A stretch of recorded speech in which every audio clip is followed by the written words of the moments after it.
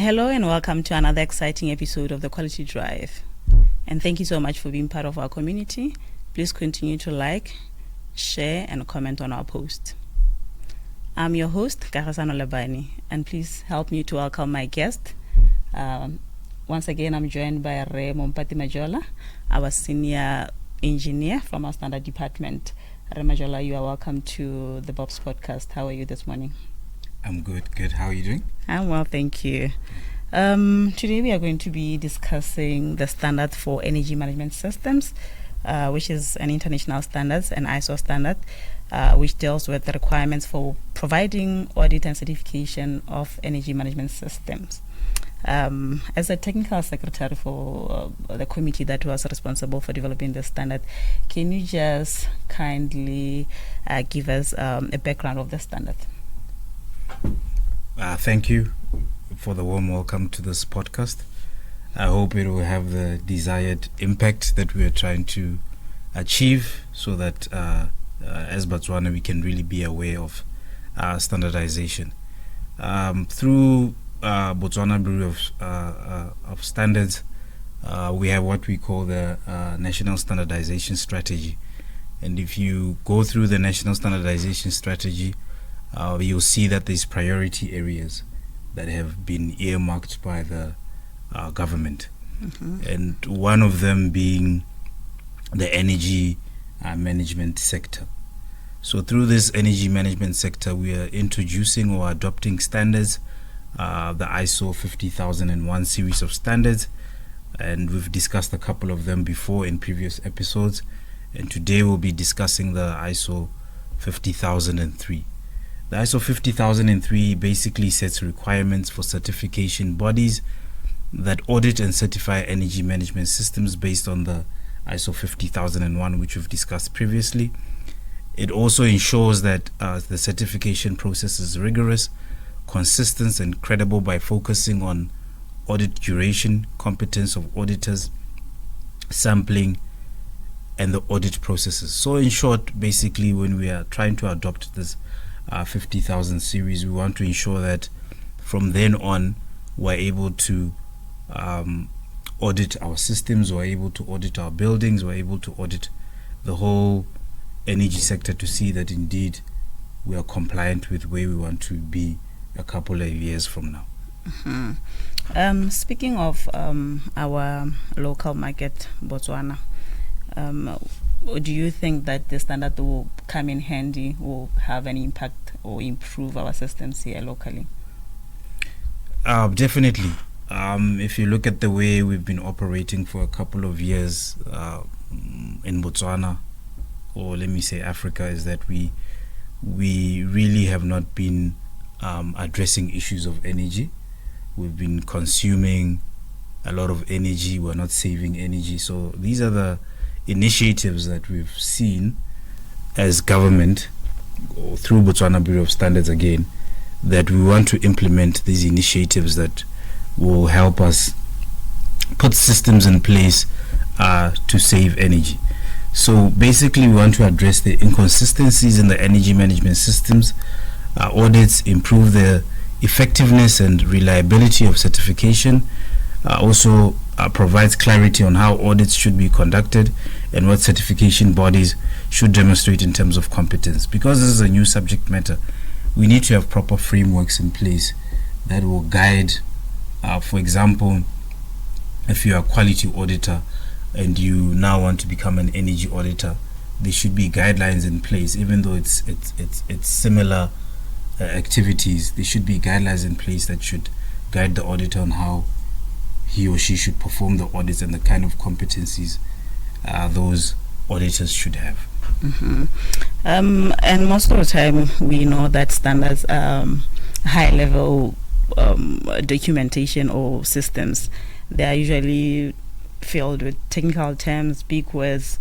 So for someone who is interested in having this this management system in place in their premises or in their space, what are the key areas that you think that this standard cover, especially for certification bodies?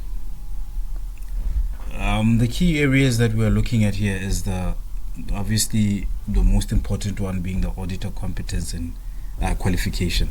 So we're hoping that as Botswana Bureau of Standards, our long-term plan is to be able to, through our training unit, to be able to provide training of the ISO 50000 series, so that we can ensure that these auditors are compliant and have the right qualifications to be able to perform these audits. From there, they should be able to, through the series and through this training, they should be able to determine audit duration. From there, as we are aware, auditing is a sampling activity. We do not audit all processes and procedures, so they should be able to know from there sampling of sites in multi-site organizations. For example, if you're dealing with the likes of our sister parastatals like CEDA, who have multiple sites and have a system based on your energy management system, so they should be able, there's also a process of sampling, and from there you should be able to do audit planning and the way you should report, the kind of report, and performance evaluation and continual improvement during certification. So those are the key areas that this standard covers. Maybe just share with us the current status quo of the market. Do we have any entities that are implementing this management system, and also do we have locally certification bodies that offers the certification of this standard, or it's a new thing altogether? Currently, it's basically a new subject matter, but we've had numerous requests from multiple key stakeholders in the industry. For example, our EMAG, one close Botswana Green Building Council, I work closely with them. I know that they've requested some of these standards to be adopted, so that they can also, from their side, be able to provide training and be able to assist customers. Basically, also this was also a request from Department of Energy. Department of Energy wants to use some of these standards to retrofit government buildings to ensure that our buildings are compliant and energy compliant and also save energy. So it's a new subject matter, but it's fast gaining traction, and we need to make sure as Botswana Bureau of Standards that we are able to support the industry in terms of standardization. Definitely, Yes. Definitely. You mentioned one of the key areas that is covered by the standard is audit planning and reporting. What is the significance of audit duration in ISO 50003? The audit duration is determined based on the energy performance complexity, not just the number of employees. Normally, the formula that's used will also have the number of employees. But we also need to look at the system itself and the complexity of it. This ensures that enough time is allocated to each function to assess the effectiveness of the energy management system and be able to recommend improvements, so that there's continual improvement in the energy performance of that system, that organization, or that area. The standard talks to energy management system. So how the energy performance improvement, how is it going to assist in terms of energy performance, improving the energy performance? It basically requires certification bodies to verify that energy performance improvement is demonstrated and maintained.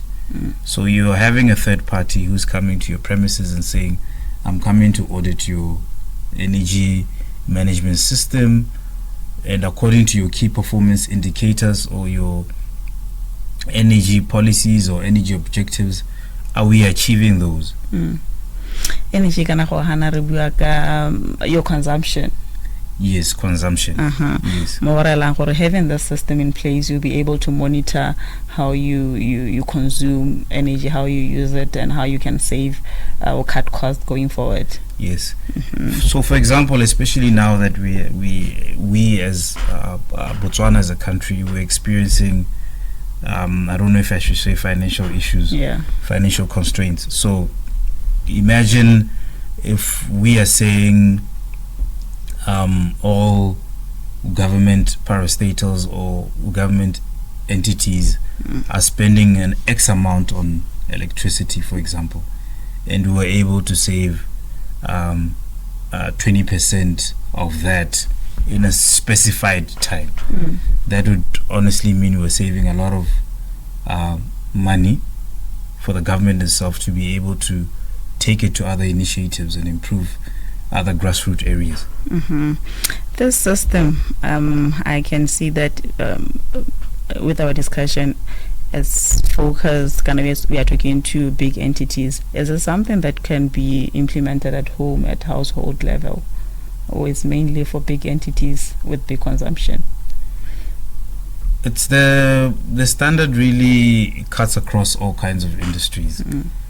These system standards are not based on the size of the organization itself. They also cut across small organizations or even households. Obviously, there's a lot of issues you need to take into consideration when you're implementing certain issues. There's also cost-benefit analysis. If I'm going to put certain objectives in place, what's the cost-benefit analysis? How long are the returns? And I mean, if you had a household issue and you're consuming very little power and you're going to put a system that's costing you 10 million, you also need to take such things into consideration. So there's a lot of, we want to put these frameworks in place so that we're able to guide the industry and say, this is what you should have in place, this is what you should try to put in place to see what the savings can be, what the data analysis, the monitoring, your energy performance baselines, and so forth. Okay. Looking at the aspect, the audit, because we understand that the standard deals with the requirements for bodies providing audit and certification of energy management systems. Now, as an entity or a certification body or certifying body, what kind of evidence is expected during audits under the ISO 50003? Evidence is of improved energy performance indicators. As an organization, you set those energy performance indicators, baselines, objective setting, and then you need to monitor them. You need to measure. You need to have your data analysis. So an auditor would then come and say, okay, fine, we need to have retained documentation of these mentioned indicators. Are you really performing as well as you say you are? Basically, there just needs to be proof. Yes. And what does it require for one to be an auditor specifically for this energy management system?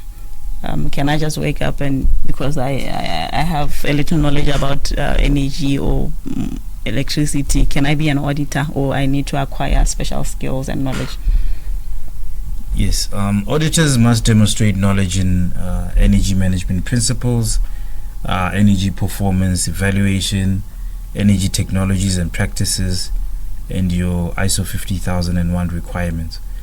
For example, as I mentioned earlier on, is that our long-term plans is to introduce training of these energy management systems through our training unit, but obviously there will be prerequisite qualifications that are needed for you to be able to qualify for this training, and these will obviously be mentioned in the standards. They'll also be mentioned as part of our training documentation.